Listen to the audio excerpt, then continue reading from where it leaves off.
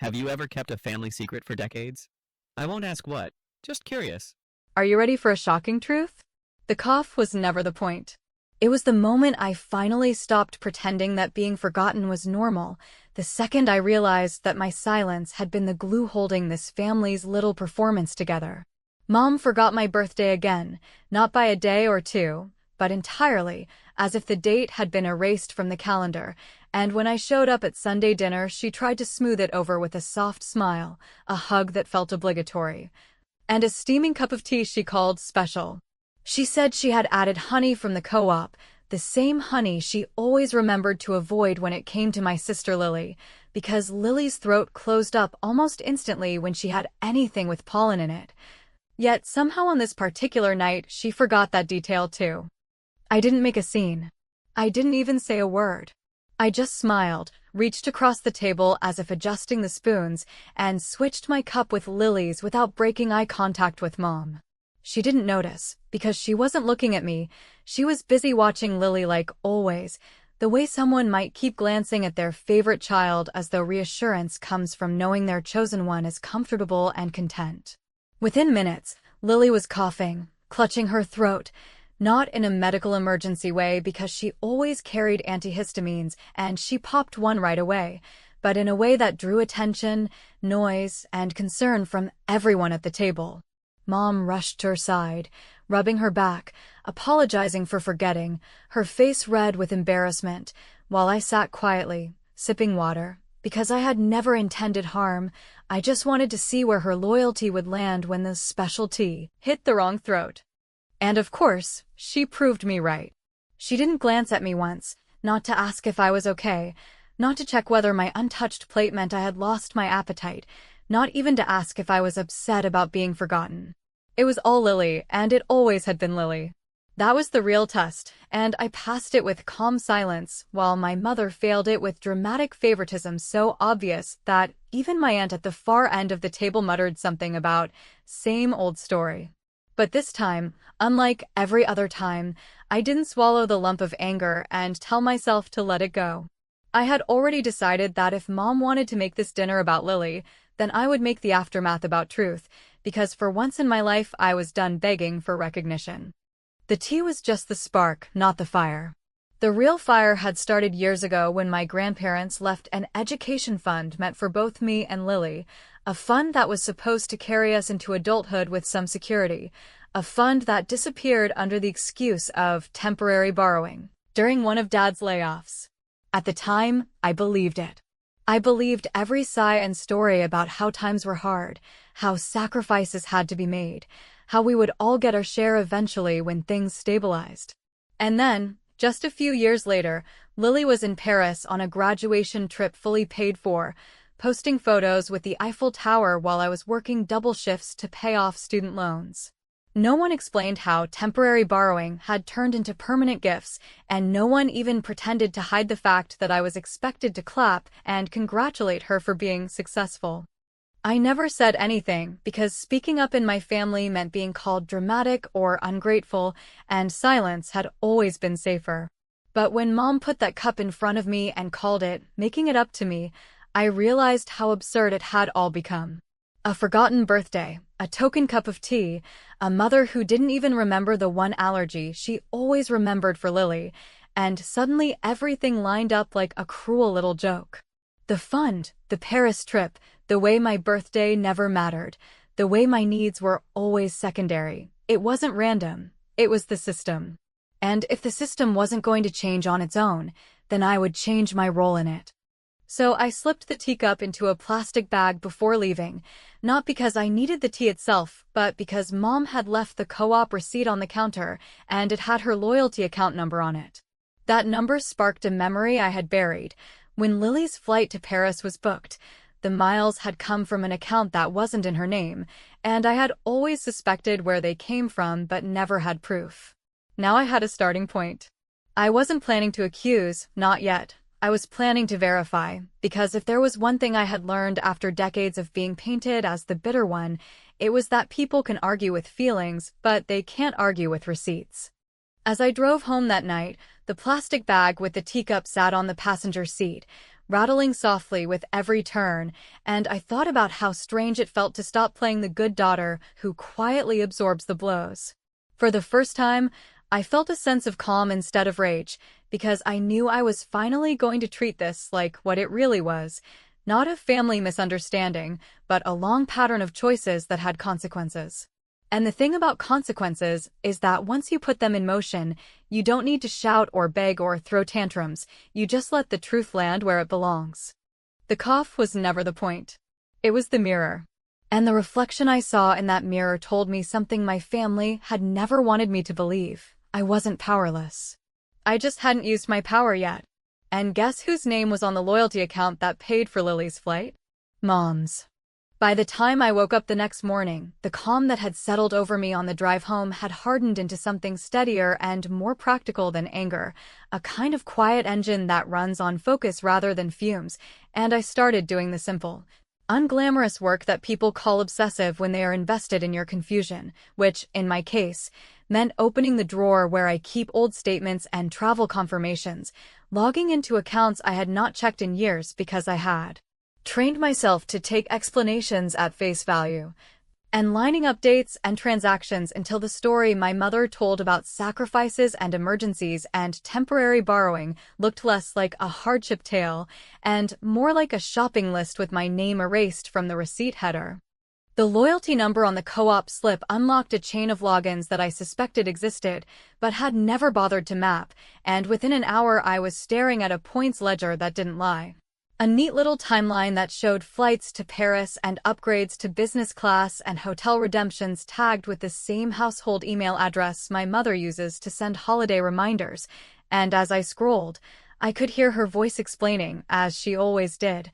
that miles are not real money in that. Treating Lily to an experience didn't take anything away from me, even though every line on that page whispered the opposite, because when someone uses a shared resource to fund a celebration for one person and a shrug for the other, the math will always add up to favoritism no matter how softly you say the word family. I took screenshots because I know how quickly a story mutates when it feels cornered, and then I messaged Aunt Marcy, the only adult in our family who has ever looked me in the eye and called things by their names, asking if she remembered how Grandma structured the education fund, and she replied with a sentence that felt like a door finally unlocking, saying she remembered perfectly because she was the witness who sat at the kitchen table when Grandma insisted on equal treatment and asked my mother to manage the account with transparency, and that if I wanted to see Grandma's notes I was welcome to come by and scan them, because she was tired of this play too. At her dining table, where nothing fancy ever happens and therefore honest things do, we spread out a small stack of envelopes with Grandma's tidy handwriting, and it was all there in plain language that even the most creative guilt could not bend. A line that said the fund is to be divided equally between both girls, a note about a threshold date for access, and a request that any temporary use be recorded and restored, and when I looked up, Aunt Marcy, who never hugs, put her palm on the table and said she was sorry she had let this slide for so long, because she thought I knew more than I did, and I told her I was not mad at her, I was just done being mad in silence. Armed with the screenshots, the notes, and the copy of the trusty letter that put my mother in charge, I drove to my parents' house and asked to talk, and I kept my voice steady because I had learned that volume is a trap when truth is enough. And I laid the papers on the counter where yesterday's receipt had sat, and I asked a single question without accusation, only gravity, which was when did a Paris vacation become the method for repaying an equal promise, and my mother's face did the practice dance I know by heart, the one where concern becomes confusion becomes offense, and she said I was dredging up old history and making her look like a thief, and that Lily's trip had been a celebration for finishing school. And that I could have had the same if I had been more agreeable, which, if you are keeping track, is the kind of sentence that tells on itself more efficiently than any ledger ever could. Lily, who had walked into the kitchen halfway through this, looked cornered and embarrassed, and I told her I was not hunting her, I was auditing a system, and that the system did not require her to defend it if she did not want to. And I turned back to Mom and offered a simple path that felt fair even to me in its restraint. A repayment schedule spread over time so no one would drown. equal gifts going forward with receipts shared at the end of each year, and a correction in the family group chat to undo the story that I never wanted college anyway, which she herself had told when people asked why only one daughter had a fund at her back, and my mother said she would not be humiliated in public over bookkeeping, and that this should stay in the family, and that I was trying to ruin Sunday dinner forever. I told her Sunday dinner had already been ruined by a tradition of pretending, and that transparency is not humiliation, and when she shook her head like a judge who had reached a verdict before the case, I realized the negotiation stage was over. So I went home and drafted a message for the family thread that did not accuse anyone of anything, because accusations make people perform rather than read, and instead I laid out a clean timeline of dates and transfers and screenshots with the identifying information cropped to protect privacy, and I ended with a line that said I am seeking a factual correction and a plan for equalization, and that I would prefer to resolve this within the family. But I was prepared to pursue formal accounting if necessary, and I hit send without shaking. What happened next did not feel like a victory dance, it felt like oxygen, because within minutes Aunt Marcy responded with a photograph I had never seen, a page from Grandma's folder that had been tucked behind the will summary.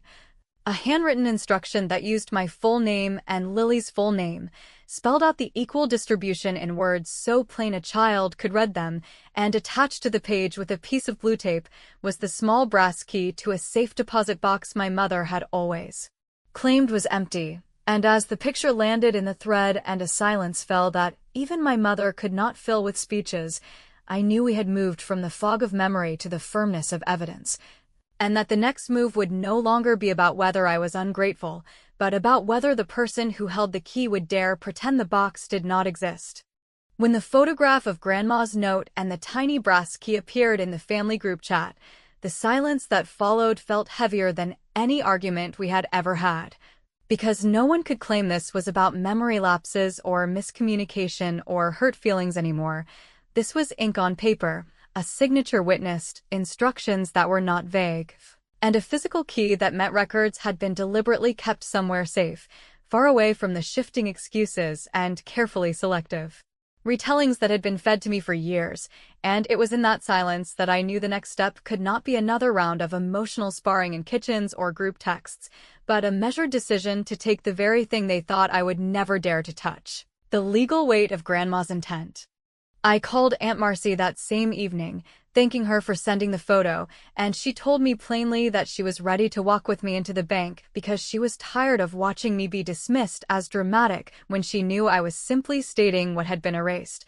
And 2 days later we were sitting across from Mr. Walters, Grandma's longtime attorney, who was the kind of calm, deliberate man you almost expect to see in black and white rather than in color, and he spread out the documents in neat rows while explaining, without judgment, that the fund had been set up in a trust managed by my mother, that temporary withdrawals were allowed only if they were logged and replaced, and that if I believed those withdrawals had become permanent, I had every right to request a formal accounting, which meant legally binding timelines and answers that could not be disguised with sighs or guilt or speeches about family sacrifices.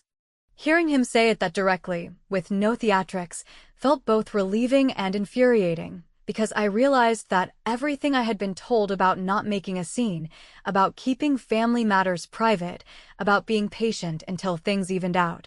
had been less about protecting dignity and more about shielding one person from accountability. And as he pointed to the clause that explicitly stated equal distribution between both beneficiaries, I caught Aunt Marcy giving me a look that said, she had known this all along but had hoped, maybe naively, that my mother would eventually correct herself before someone like me forced her to. I told Mr. Walters that I did not want to blow up my family, that lawsuits and headlines were not my goal, but that I wanted balance, recognition, and an end to the gaslighting that had defined so many of my adult years, and he nodded, explaining that a request for accounting was not an act of hostility, but simply a legal tool that required clarity, and that once the request was filed, my mother would have a set period of time to provide complete records of all withdrawals and uses of the fund. And if she could not, the court could order restitution or adjustments in inheritance, and for the first time I saw not just a possibility but a pathway. When I told my mother about this meeting, she reacted exactly as I expected, feigning disbelief that I would drag outsiders into our private business, raising her voice about betrayal, about how I was stabbing her in the back after all the sacrifices she had made, and then turning her fury onto Lily by saying she should never have shared anything with me in the first place. As if the problem were that I had seen the truth rather than the truth itself, and when I stayed calm and simply told her she would be receiving a formal request in writing, she threw down the classic accusation that I was trying to take away what was rightfully Lily's, twisting the narrative so tightly it almost strangled the room of air.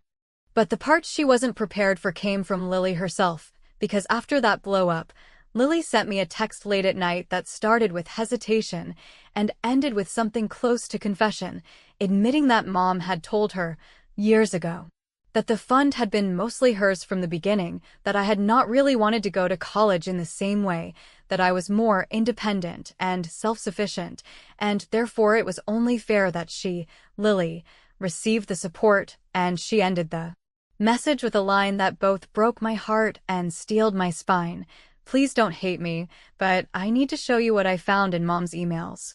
She forwarded me a screenshot of an email chain from years back, one I had never seen, where Mom had sent Lily copies of my scholarship letters and job offers, framing them as evidence that I was fine on my own and did not need extra help. And at the bottom of the thread was a note to Lily saying she should not feel guilty about using the travel funds because your sister is already set. And reading those words made everything snap into focus. It wasn't carelessness or oversight or temporary borrowing. It was a deliberate recasting of my life as secure so that Lily's wants could be painted as needs. And the audacity of rewriting my ambition into an excuse for her indulgence was so staggering that my hands shook even though I thought I was past the stage of shaking. That night I drafted the formal request with Mr. Walters's help, laying out dates, documents, and the expectation for a full accounting of every withdrawal from the trust since its creation, and when he stamped it with the language that made it official, I realized that the entire balance of power had shifted, because for the first time I was not standing in a kitchen arguing with my mother about whether she cared. I was standing on the firm ground of law where feelings could swirl all they wanted, but the records would have to speak, and in that moment I understood the brilliance of using a system that had ignored me to now force fairness on the very people who thought I would never reach for it. When the envelope was mailed and the countdown began, I did not feel guilty. I felt liberated, because I knew that for once she could not spin this into a morality play where I was the bitter daughter and she was the misunderstood mother. And as I sat back and stared at Lily's last message, please don't hate me, I realized that what was coming next might not only change the balance between me and Mom, but might also tear away the mask that had trapped Lily in her role as the golden child.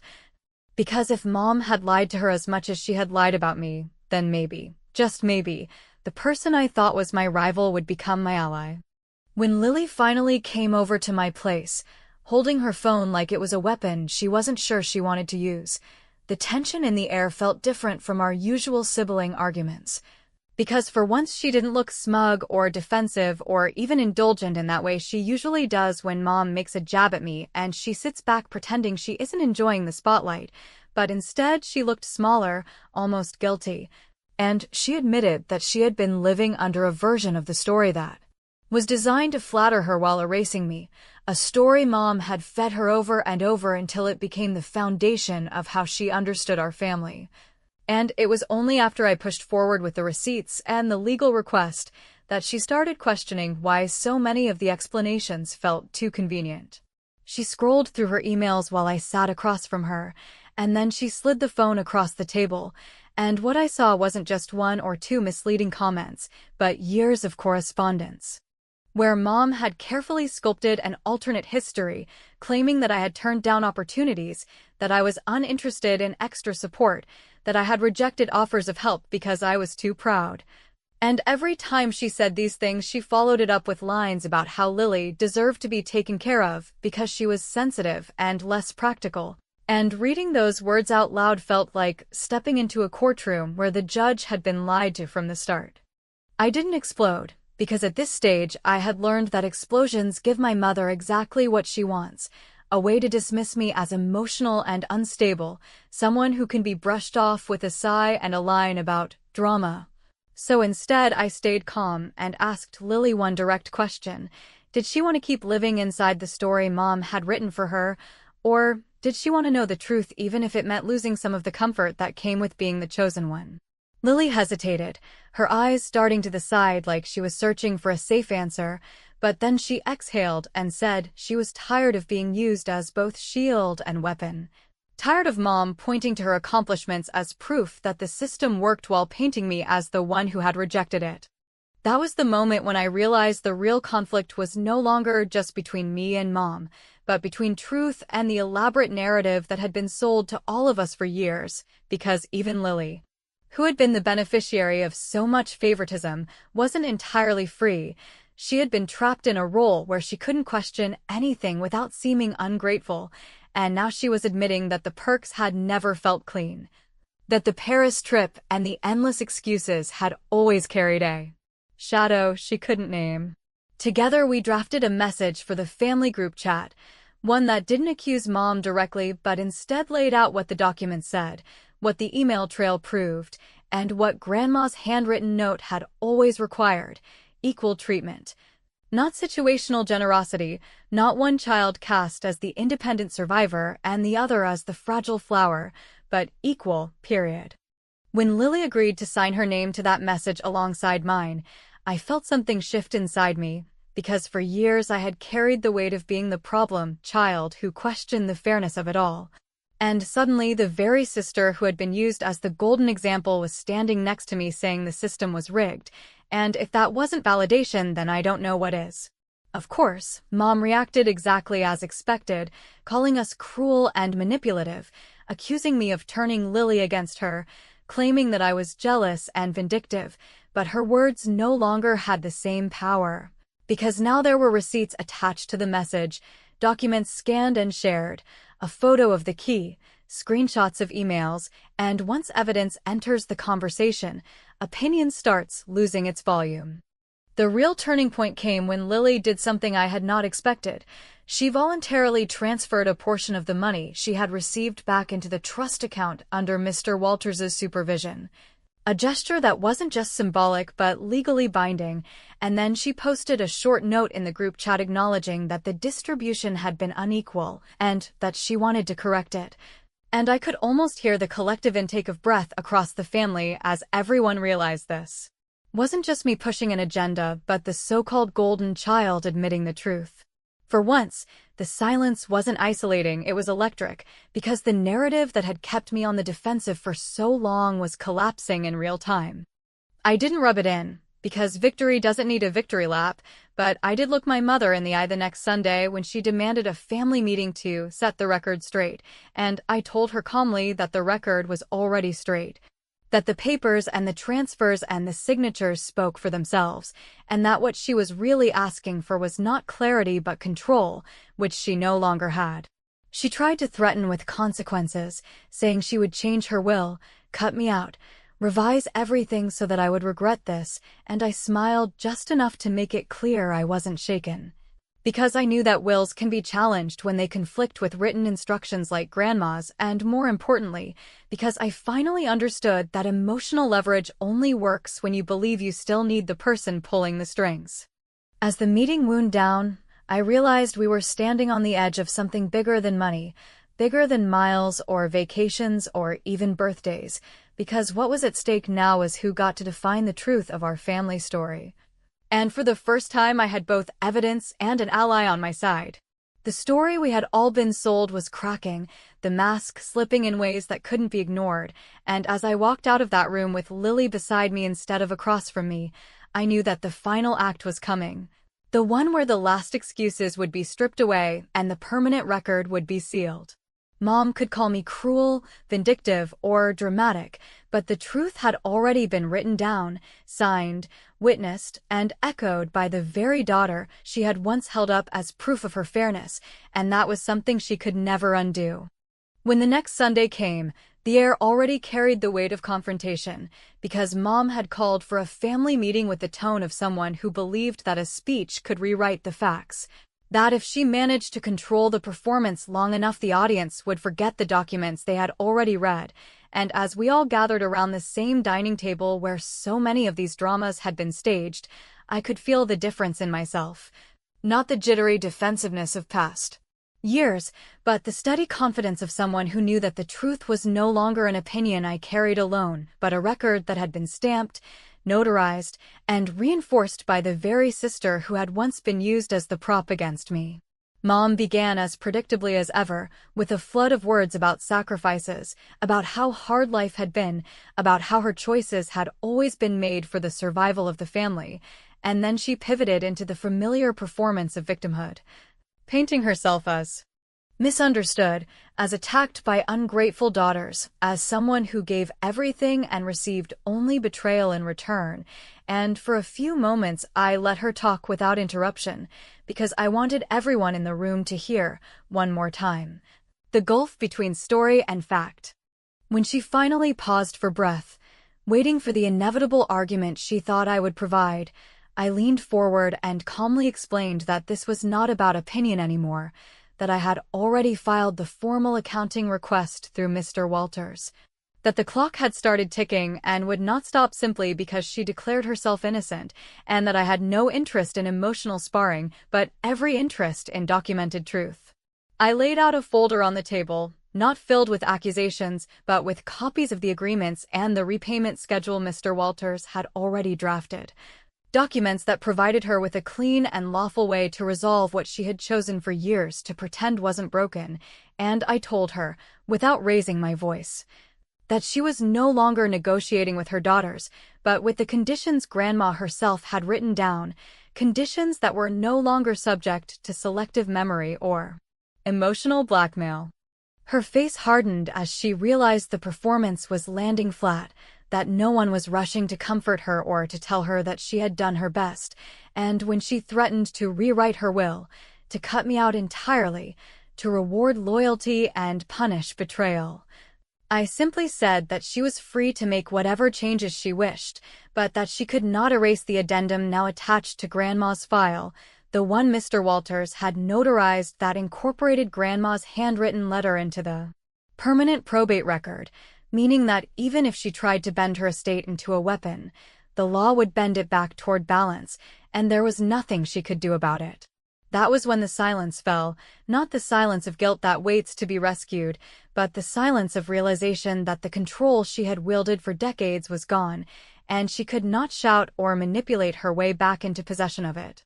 What truly shifted the room, though, was not my folder or my calm voice, but Lily's steady agreement beside me, because when Mom tried to turn on her with the same lines she had always used, "You know your sister is twisting things, you've always been my good girl. Don't let her poison you," Lily didn't flinch, didn't look guilty, didn't even soften, but instead said she had already transferred part of the money back into the trust because she refused to be complicit any longer, and that if Mom wanted to believe she had been manipulated, then she could believe whatever made her feel less exposed. But the truth remained the truth regardless of how she dressed it up. Watching my mother's face at that moment, seeing the disbelief collide with the dawning knowledge that her golden child was no longer playing the role she had assigned, I felt the kind of victory that doesn't require applause because it is written in the sheer inevitability of the outcome.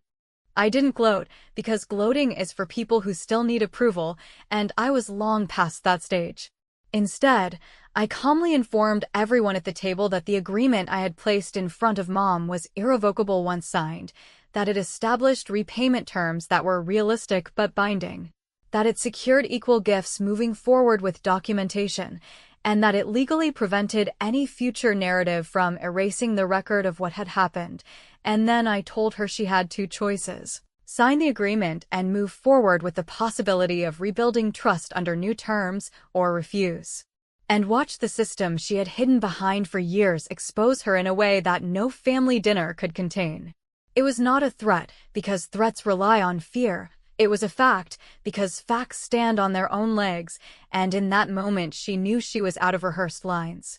When she finally picked up the pen and scrawled her signature across the page, the room did not erupt in celebration. There was no applause or cinematic swell, but I felt something far better: the quiet. solid weight of a victory that required no one else's permission. For the first time in my life, the balance of power had shifted entirely, not because I had screamed louder or demanded pity, but because I had switched the script from emotion to evidence, from asking to enforcing, from waiting to acting. And no amount of sulking or guilt-tripping could ever undo that. I had not ruined the family, I had ended the sale, and the price of favoritism had finally come due.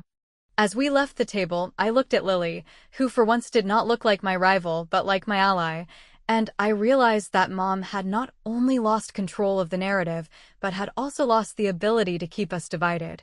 which had always been her strongest weapon. The cough at the first dinner had never been about danger. It had been a mirror, a small test that revealed exactly where her gaze would always land. And from that moment forward, I had stopped playing the forgotten daughter and started playing the strategist.